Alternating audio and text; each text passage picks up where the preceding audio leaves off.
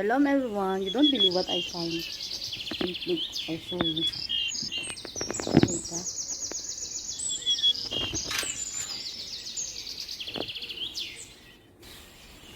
Ayun. Wait. Somebody na found one betsa, one egg fell here 2 days ago. Yes, I think 2 days ago. And look up because I think Abba he play with the egg, but maybe I see a bird nest up here. I see. I was about to make a video, and then the mother she fly. She's afraid. You don't believe what I find. What I found. 2 egg. See. It's 2 egg here. Because I thought my old man employer is playing with the small egg. And then I said, why did you play? Why did you don't throw in the garbage? Look. Oh, poor baby bird. I feel sorry for your dad. And I go up.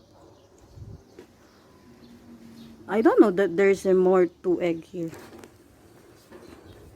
I will not give this egg to nobody because I want this live freedom. There's another bird here. Ikaw ba ang nanay ito? Are you the mother? No, she's not.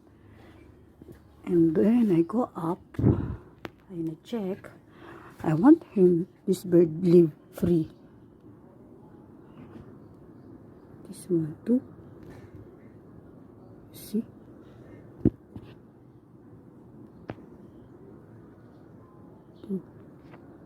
Time, betsa. A very small egg. Wait. I think it's pigeon.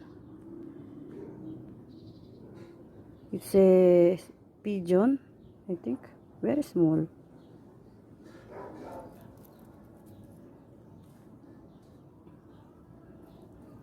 And another one here. It's 2 egg.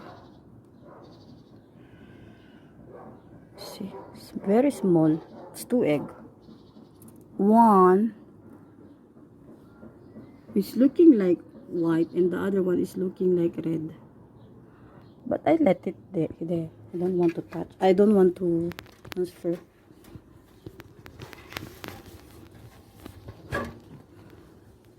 I don't believe. There's another bird nest here. Here. And then the mother, she transferred here. It's the second time a bird make a baby here, a born baby here. It's the second time. The first, it's also 2 bird. One egg, it's died, and 1 egg is alive. I think after the 1 month of the first born egg here, bird, it was she go out, she fly alone.